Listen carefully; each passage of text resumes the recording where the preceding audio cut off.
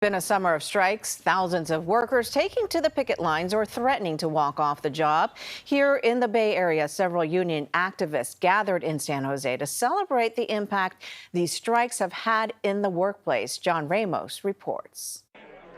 The pandemic caused a seismic shift in the way we do business, and people are reevaluating what's important in the workplace. And along with that comes a surge in popularity of organized labor that is almost unprecedented. At the annual Labor Day weekend barbecue in San Jose, union activists were almost giddy with the way things are going for them right now. I think organized labor is doing spectacularly these days in the Bay Area. It's, I think, the most hopeful Labor Day I've had probably in decades. I can't really think of a time that's been any stronger in terms of labor actions. They're calling it the hot labor summer. Numerous large-scale strikes occurring across the state, all of them resolved with victories for the unions. The pandemic educated the public about things that the labor movement already knew, which is that workers are the lifeblood of what keeps our economy running. The public took the term essential workers to heart. A Gallup poll shows that approval of organized labor is at its highest level in nearly 60 years. And unions are capitalizing on their newfound leverage, winning more elections in 2022 than any time in the last 17 years, with 3 times as many workers going on strike than the previous year.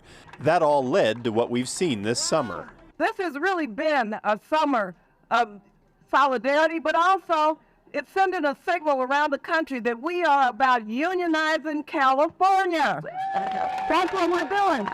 But at the same time, tech innovations are rapidly replacing workers, from checkout clerks to cab drivers.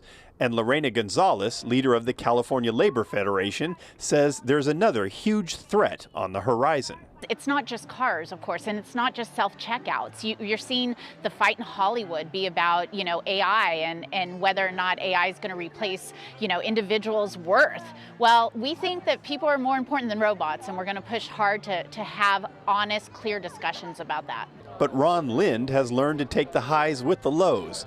The retired activist began organizing grocery workers in the South Bay in the late 1970s. Oh, I've seen a lot. When I first started working in the labor movement as an organizer was right when Ronald Reagan was elected and fired the air traffic controllers. So that was kind of a low point for the labor movement, right? And it's very cyclical. The history of labor is very cyclical, but what's exciting is right now it's a prime time for labor. We talk about hot labor summer and organizing and young workers and coming together. So it's exciting. I almost wish I was still working, but not quite.